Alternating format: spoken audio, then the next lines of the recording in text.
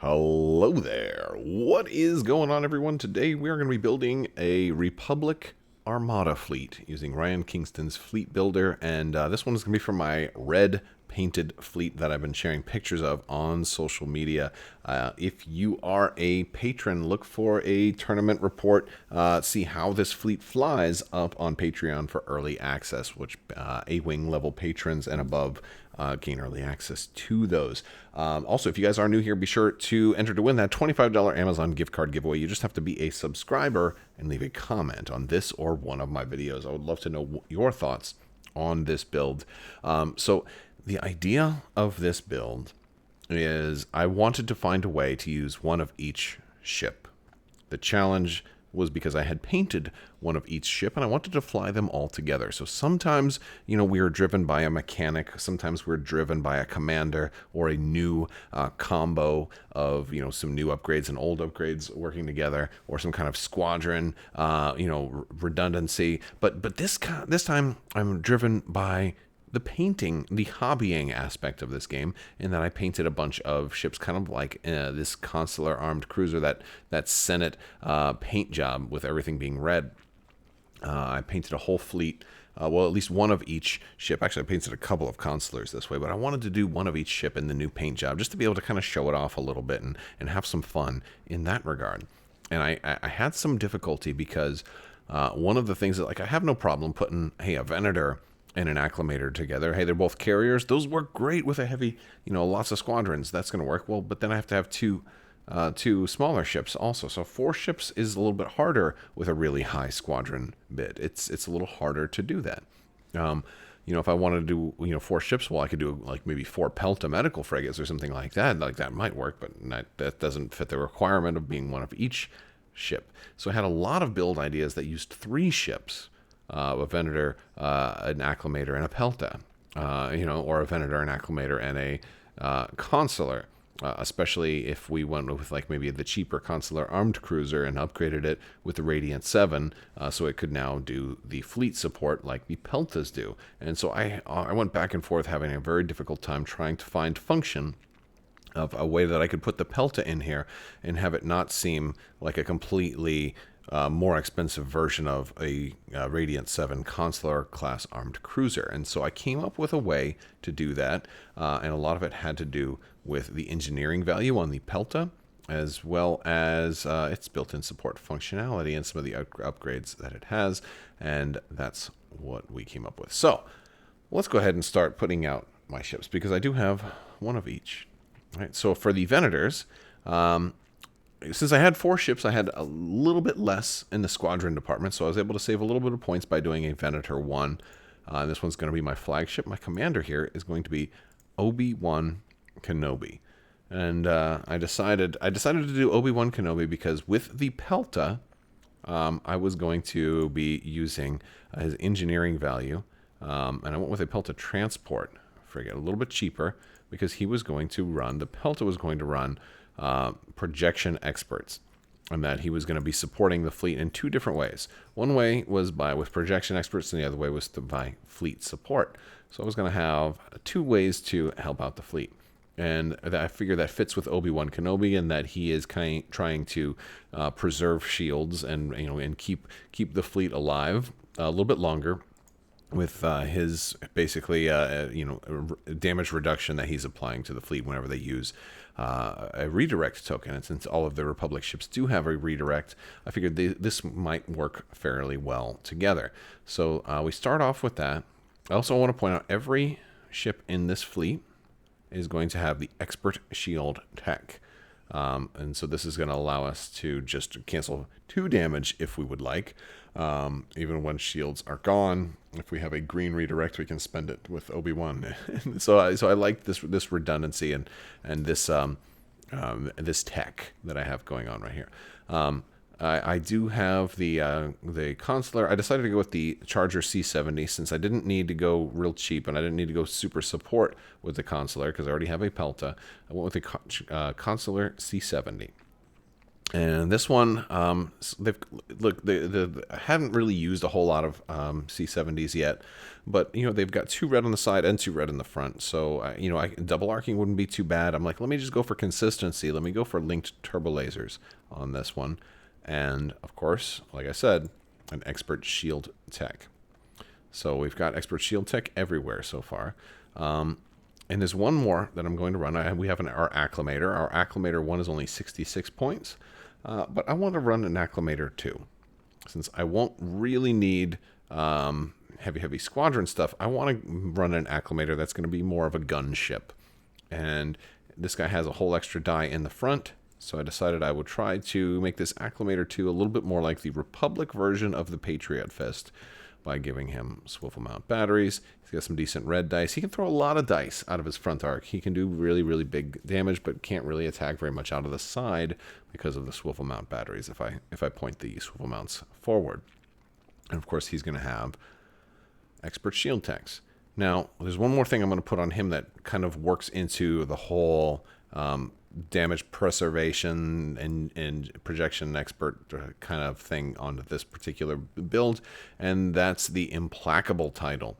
Implacable is extremely cool. It's I get to use it once per turn, but before a friendly ship or squadron at distance 1 to 2 suffers damage from an attack, you may exhaust this card and spend up to 2 shields from your front hull zone to reduce the total damage by that amount.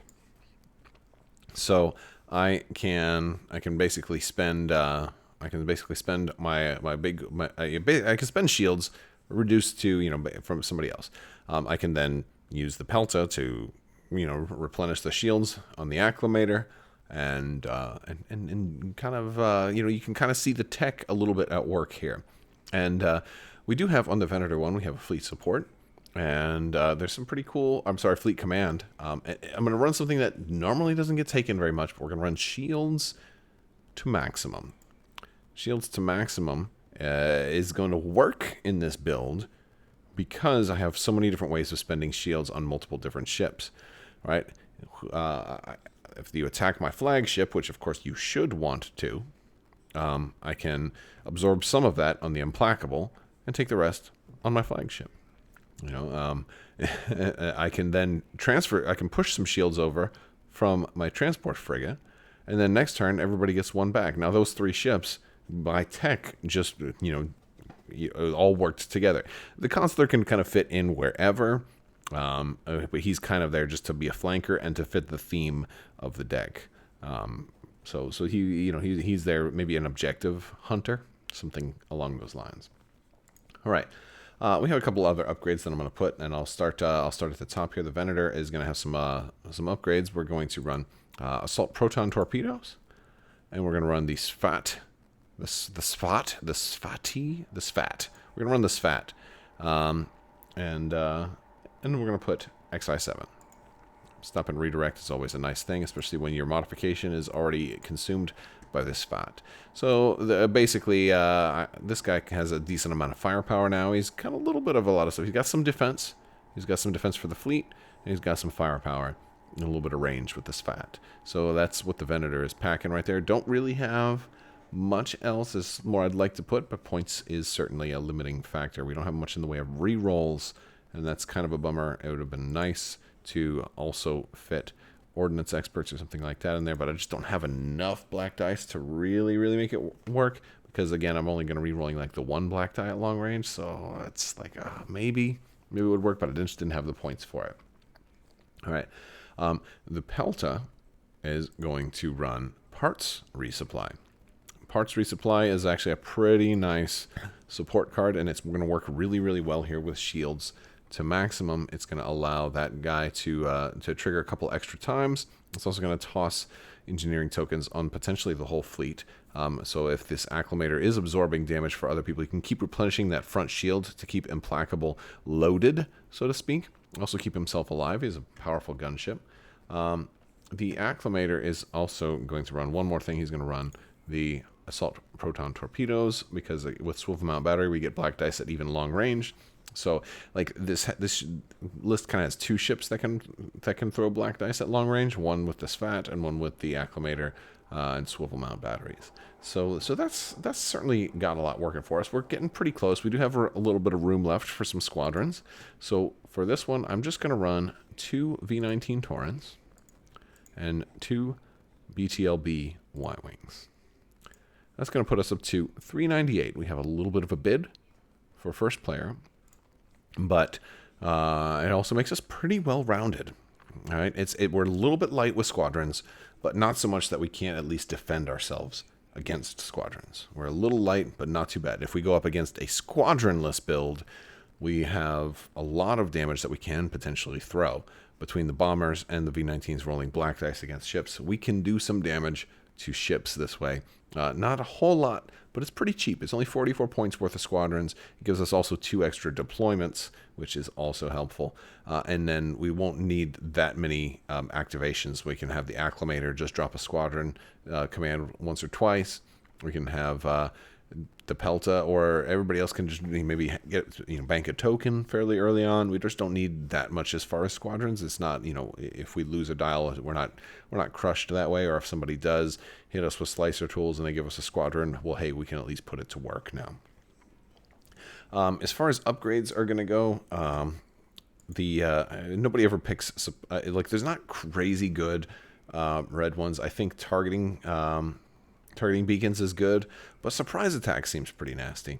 And nobody ever picks surprise attack because it's your flagship is kind of out in the open, and on top of that, you get to give people raid tokens. So people generally never pick that one.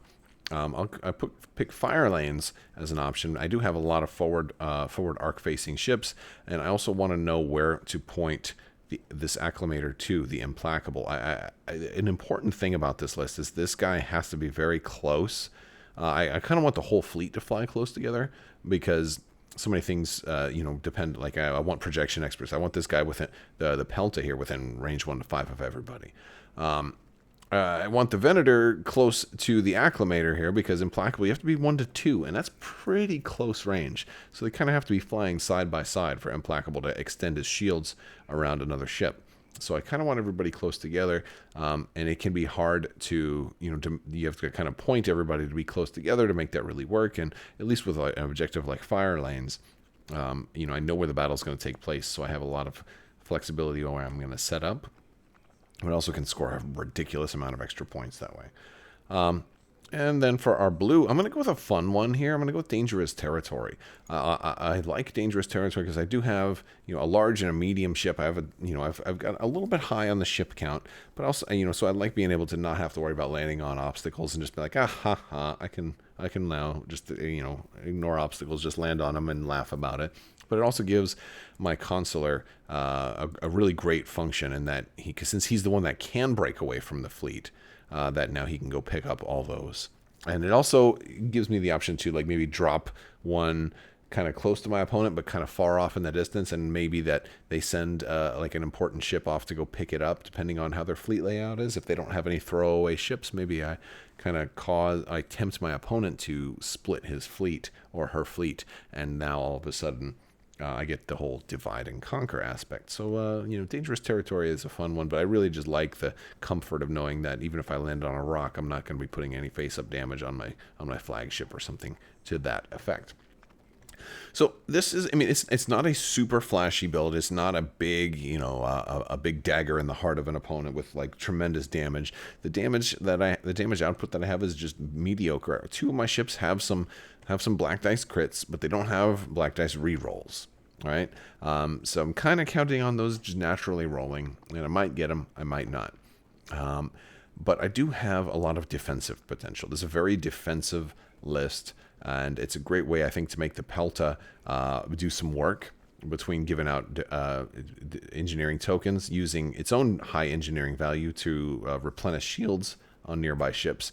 I think that stacks very, very well with the Implacable title and works very well with the Obi-Wan and Expert Shield tech, a combination of being able to just reduce incoming damage tremendously and then repair it, as fast as it can come in. That's what I'm hoping this list will do, but I would love to hear from you guys. I feel like it's a fairly well-rounded list, but it doesn't necessarily have a tremendous amount of crushing offensive potential, but maybe the defensive potential will win the day. I'd love to hear what you guys think, though. Let me know down in the comments section, and I'll put a link if you haven't already used Ryan Kingston's Fleet Builder. It's a fantastic tool.